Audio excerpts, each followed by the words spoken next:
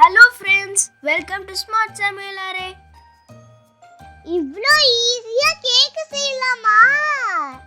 அதுலயும் ஸ்பாஞ்ச் மாதிரியே coconut cake எப்படி செய்யறது பார்க்கலாம் வாங்க. தேவையான பொருட்கள் பார்ப்போமா? 3 முட்டை, 1/4 cup unsalted butter, 1/4 cup fresh milk, 1 teaspoon baking powder, 1/4 teaspoon salt, 1 teaspoon vanilla essence, 1/2 cup desiccated coconut, 1 cup maida, 3/4 cup ஜீனி. ஒரு மிக்ஸி ஜாரில் நம்ம எடுத்து வச்சிருக்கிற சுகரை நல்லா பொடி பண்ணிட்டு அதோடு நம்ம எடுத்து வச்சிருக்கிற மைதா மாவை கலந்து எடுத்து வச்சுக்கலாம். ஸ்டவ்வை மீடியம் ஃப்ளேமில் வச்சுட்டு குக்கர் வச்சிடலாம். குக்கரில் 1 இன்ச் அளவு பொடி மணல் அல்லது உப்பு எடுத்துக்கிறலாங்க. எல்லா இடமும் ஈவனாக பரப்பி விட்டுட்டு இது மாதிரி ஹைட்டாக இருக்கிற மாதிரி ஒரு ரிங்கை சென்டரில் வச்சிடலாம். இந்த ரிங்குக்கு மேலே குக்கர்லேயே வரக்கூடிய இந்த ஓட்டையாக இருக்கிற இந்த பிளேட்டை வச்சிடலாம். குக்கரோட மூடியில் இருக்கிற கேஸ்கட்டை ரிமூவ் பண்ணிவிட்டு விசில் போடாமல் 10லிருந்து 15 நிமிஷம் மீடியம் ஃப்ளேம்லேயே குக்கர் ஸ்டவ்வில் இருக்கிற மாதிரி பார்த்துக்கோங்க. நம்ம சேனலை சப்ஸ்கிரைப் பண்ணுங்க, பெல் பட்டனையும் கிளிக் பண்ணுங்க. எங்க அப்டேட்ஸ் உங்களுடன். இப்போது முட்டையில் எல்லோ கருவை தனியாகவும் மஞ்சள் கருவை தனியாகவும் எடுத்து வச்சிடலாங்க. வெள்ளை கருவு எடுக்கையில் அதில் கொஞ்சம் கூட மஞ்சள் இல்லாத மாதிரி கவனமாக பிரித்து வச்சிடலாம். இந்த மாதிரி நம்ம எல்லோவையும் ஒயிட்டையும் தனித்தனியாக எடுத்துக்கலாங்க. இப்போ ஃபஸ்ட்டு நம்ம இந்த வெள்ளை கருவை இப்போ நம்ம ஒரு பாத்திரத்துக்கு மாற்றிட்டு அதில் நல்லா பீட் பண்ணிக்கலாம். 5லிருந்து 6 நிமிஷம் வரைக்கும் நல்லா பீட் பண்ணிக்கிறலாம்.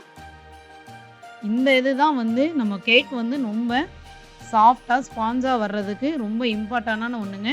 இப்போ இந்த அளவுக்கு வந்ததுக்கப்புறம் எடுத்து வச்சுட்டு இன்னொரு மிக்சிங் பவுலில் நம்ம மஞ்சள் கருக்களை எடுத்துக்கிறலாம். மஞ்சள் கரு கொஞ்சம் லைட் கலராக மாறும், அது வரைக்கும் நம்ம நல்லா அடிச்சுக்கலாங்க. உங்கள்கிட்ட மிஷின் இல்லைன்னா முட்டையடிக்கிற கரண்டியில் கூட நீங்கள் அடித்து எடுத்துக்கிறலாம். பாருங்கள், இந்த அளவுக்கு அடித்ததுக்கப்புறமா நம்ம எடுத்து வச்சுருக்கிற பட்டரை ஆட் பண்ணிடலாம். பட்டர் நீங்கள் ஆட் பண்ணையில் பட்டர் சூடாக இல்லாமல் பார்த்துக்கோங்க. பட்டரை ஊற்றி நல்லா மிக்ஸ் பண்ணினதுக்கப்புறமா எடுத்து வச்சுருக்கிற வெனிலா எசன்ஸை ஆட் பண்ணிக்கோங்க. வெனிலா எசன்ஸோட ஃப்ளேவர் இன்னும் கொஞ்சம் உங்களுக்கு ஜாஸ்தியாக வேணும்னா இன்னும் ஒரு 1/2 டீஸ்பூன் நீங்கள் சேர்த்து ஊற்றிக்கலாம். நல்லா மிக்ஸ் ஆனதுக்கப்புறமா நம்ம எடுத்து வச்சுருந்த பாலை கொஞ்சம் கொஞ்சமாக ஊற்றி நல்லா மிக்ஸ் பண்ணிக்கலாம். அடுத்து நம்ம எடுத்து வச்சுருக்கிற உப்பு மற்றும் பேக்கிங் சோடா இதையும் சேர்த்துட்டு நல்லா மிக்ஸ் பண்ணிடலாம். எல்லாம் சேர்ந்து நல்லா மிக்ஸ் ஆனதுக்கப்புறம் எடுத்து வச்சுருக்கிற தேங்காய் இதையும் சேர்த்துட்டு நல்லா மிக்ஸ் பண்ணிடலாங்க. எல்லாம் சேர்ந்து நல்லா மிக்ஸ் ஆனதுக்கப்புறம் ஜீனியும் மைதா மாவும் சேர்த்து நம்ம மிக்ஸ் பண்ணி வச்சுருக்கிற பவுடரை கொஞ்சம் கொஞ்சமாக போட்டு ஆட் பண்ணிக்கலாம்.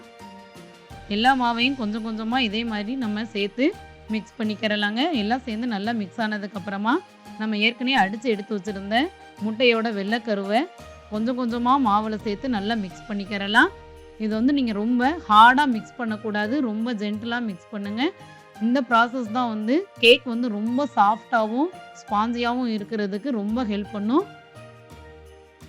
கொஞ்சம் கொஞ்சமாக முட்டையோட வெள்ளைக்கருவு மிக்ஸிங்கை ஆட் பண்ணி மாவில் நல்லா மிக்ஸ் பண்ணிடலாம்.